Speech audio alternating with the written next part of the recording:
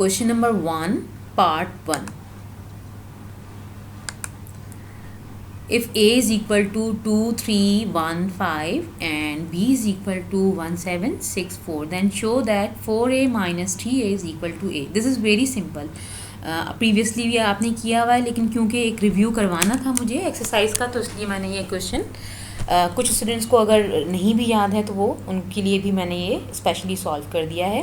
पहले हम क्या करेंगे, first we will multiply 4 by matrix A, then 3 by matrix A again, minus sign आप सेंटर में इसको आपके क्वेश्चन में दिया हुआ है -3 एज इट इज़ आ जाएगा. 4 multiply by matrix A, 3 multiply by matrix ए. 4 2 ज़ा 8, 4 3 ज़ा 12, 4 1 ज़ा 4, 4 5 ज़ा 20. Minus sign as it is. 3 2 ज़ा 6, 3 3 ज़ा 9, 3 1 ज़ा 3, 3 5 ज़ा 15. ठीक है, अब आपने क्या करना है, माइनस करना है दोनों मैट्रिसेस को. 8 माइनस 6 मीन्स फर्स्ट एलिमेंट को सेकंड एलिमेंट में से माइनस करेंगे, मैट्रिक्स के सेकंड मैट्रिक्स में से फर्स्ट मैट्रिक्स के फर्स्ट एलिमेंट को. 8 minus 6. Similarly 12 minus 9, 4 minus 3 and 20 minus 15. 8 minus 6 2, 12 minus 9 3 and 4 minus 1 1, 20 minus 15 5. This is very simple, so easy.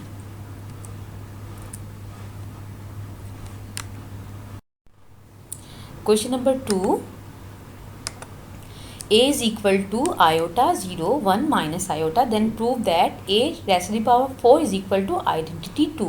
देखिए बेटा, आइडेंटिटी 2 के इक्वल आपको प्रूव करना है.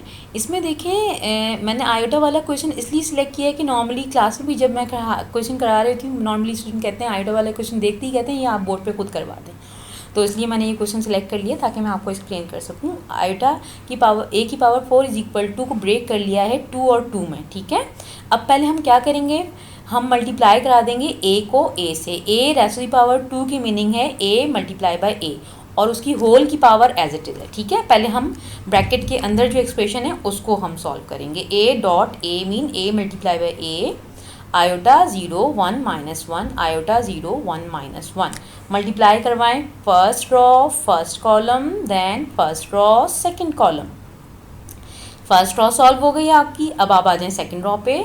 Second row first column, then second row second column. ठीक है, यहाँ पे देखें मल्टीप्लाई करा के मैंने लिख दिया. यहाँ पे देखें iota multiply by iota is equal to iota square. 0 multiply by 1 is equal to 0 था, तो 0 मैंने यहाँ नहीं लिखा. ठीक है, क्योंकि वो आयोटा स्क्वायर के इक्वल है. Iota square plus 0 iota square. फिर यहाँ पर आ जाएं first row second column. Iota multiply by 0 0,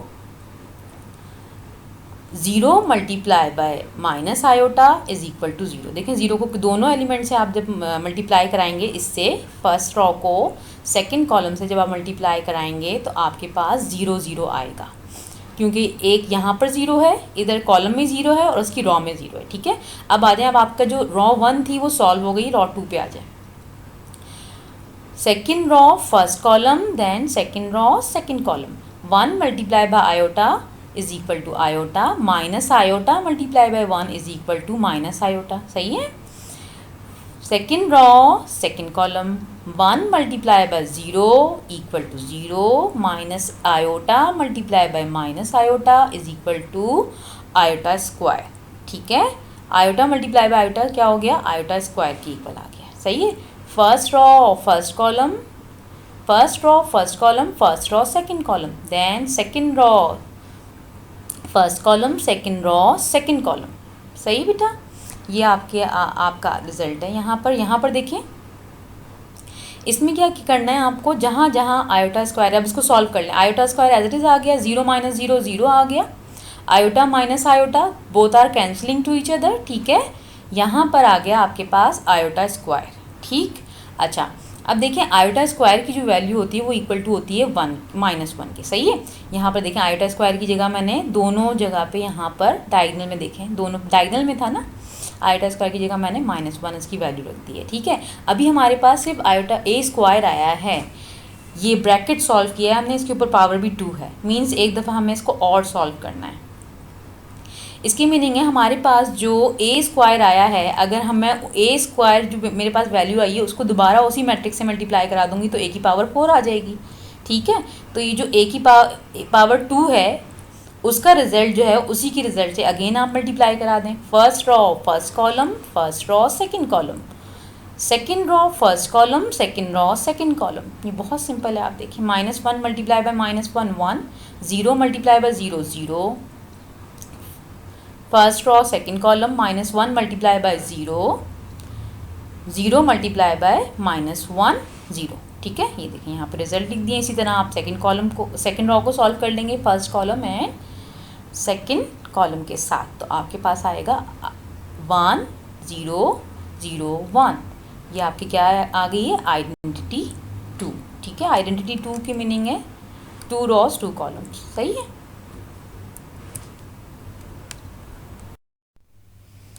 question number 6 पे आ जाइए। क्वेश्चन नंबर 3 4 5 आपका होम असाइनमेंट है, वो मैंने स्लाइड पे मेंशन कर दिया। ठीक है, देखें इसमें क्या है, आपको प्रूव करना है, you have to prove that left hand side is equal to right hand side. ठीक है, lambda bracket mu A is equal to lambda mu bracket close A. ठीक है, मैट्रिक्स आपको दिया हुआ है, जनरल फॉर्म दी हुई है उसकी 3x3 की, उसके एलिमेंट नहीं गिवन है, तो मैंने लेफ्ट हैंड साइड यहाँ पे ले ली है। लेफ्ट हैंड साइड में देखें आपके पास लैम्डा और म्यू एज इट इज़ आपने लेफ्ट हैंड साइड लिखी।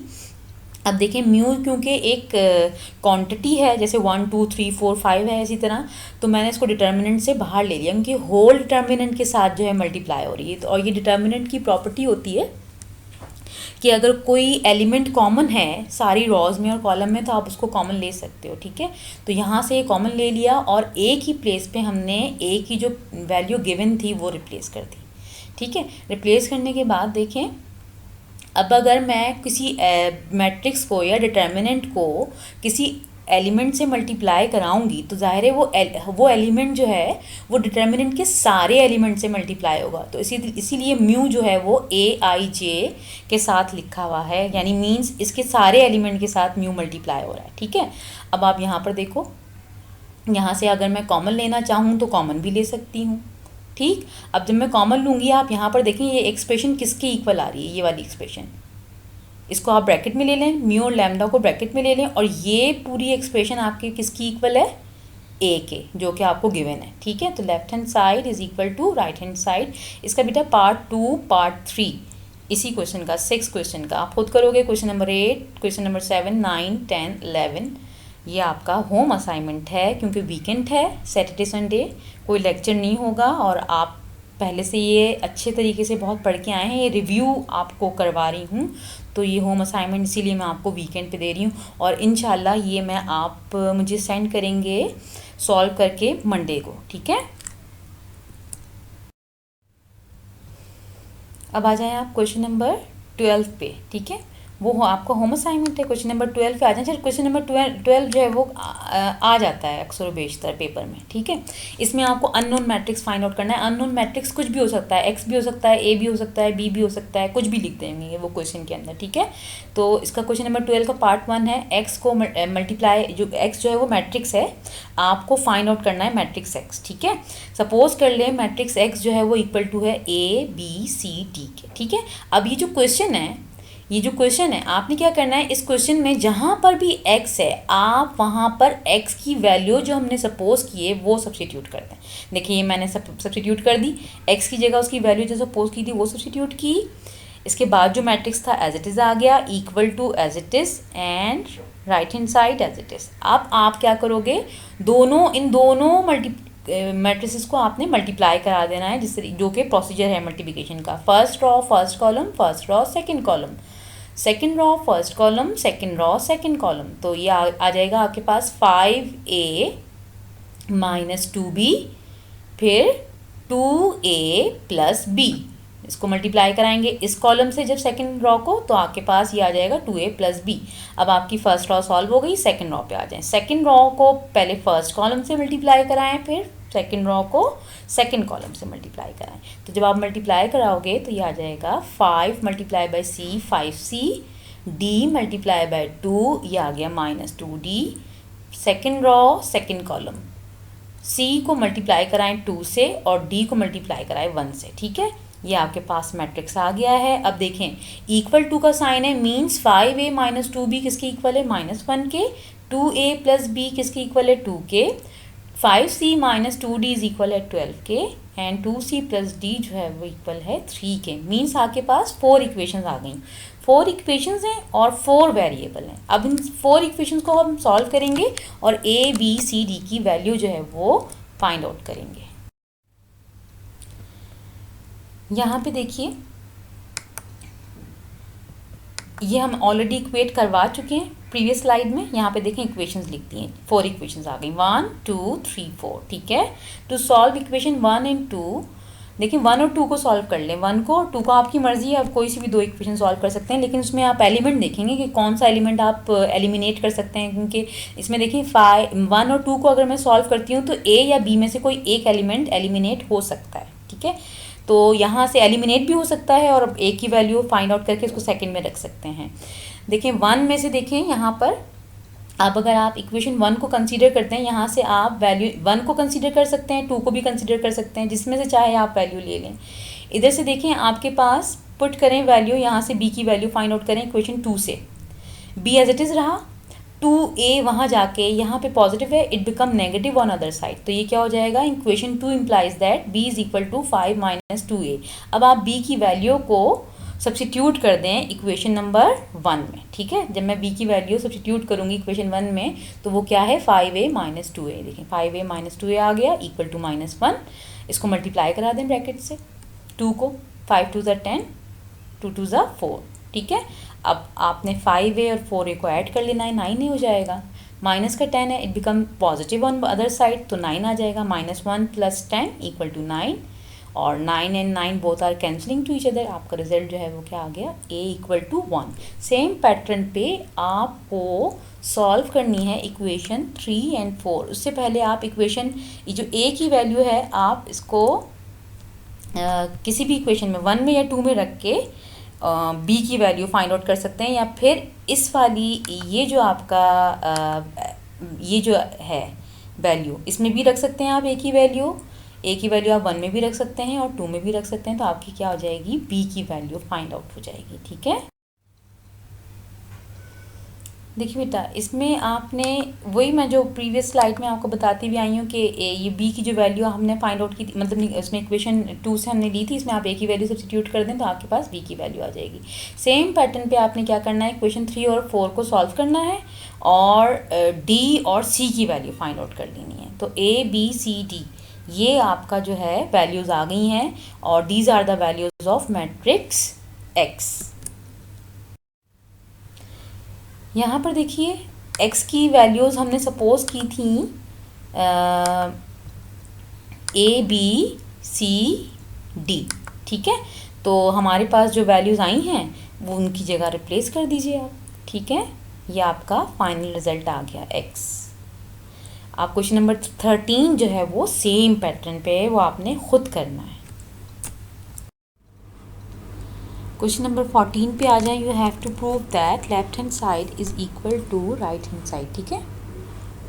क्वेश्चन नंबर 14 मैंने स्पेशली इसलिए मैं सॉल्व करवा रही हूँ उसमें कि नॉर्मली स्टूडेंट जो है वो क्लास में भी जब सॉल्व करवाओ तो ट्रिग्नोमेट्रिक फंक्शंस को देख के कह देते हैं कि नहीं मैम आप ये खुद ही करवा दें, तो मैंने कहा सोचा कि मैं स्लाइड में आपको सॉल्व करके सेंड कर देती हूँ। वैसे तो माशाल्लाह से आप लोग सब इंटेलिजेंट हैं, मुझे आइडिया हो गया है कि आप लोग जल्दी पिक कर लेते हो जो मैथडोलॉजी है उसको, लेकिन मैंने फिर भी इस पर कर दिया है। देखें लेफ़्ट हैंड साइड कैरी किए हमने, इन दोनों मैट्रिसेस को हम क्या करेंगे, मल्टीप्लाई करा देंगे। रूल वही है, first row first column, first row second column, first row third column, then second row first column, second row second column, and second row third column।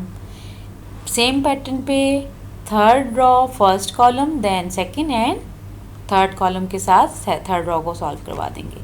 ये मैंने सिंपली मल्टीप्लाई करवाया है, r cos 5 multiply by cos 5, ये हो जाएगा r cos cos phi, ठीक है। Next step में मैंने स्क्वायर के साथ सॉल्व किया है, मतलब इसको सिंप्लीफाई कर दिया है। फिर इसको आप 0 से मल्टीप्लाई कराएंगे तो ऑब्वियसली 0 आएगा, minus sine pi minus sine R sine pi आ गया, ठीक है, साइन स्क्वायर हो गया ये।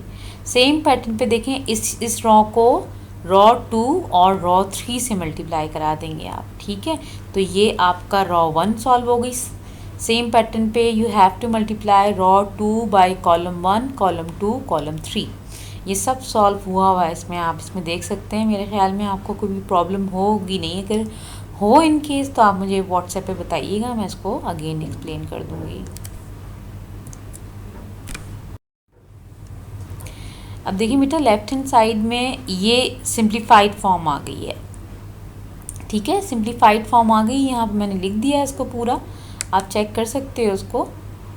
जब आप इसको सॉल्व करोगे खुद से तो ज़्यादा आपको आइडिया हो जाएगा। ये आ जाएगा हमारे पास R cos square phi plus R sine square phi, 0 बचेगा यहाँ पे, R cos phi sine pi minus R sine pi cos pi, 0 0 R 0, यहाँ 0 आएगा, यहाँ पे आर दोनों में से आर जो है वो क्या कर लिया है, कॉमन ले लिया है। और यहाँ पे भी नेक्स्ट स्टेप में आर जो है वो कॉमन ले लिया है, क्योंकि आपको पता है ट्रिग्नोमेट्रिक आइडेंटिटीज़ में sine square theta plus cos square theta जो है वो इक्वल टू होता है 1 के, इसलिए ये आर जो है कॉमन लिया है। तो ये भी 1 हो गया और ये भी 1 हो गया।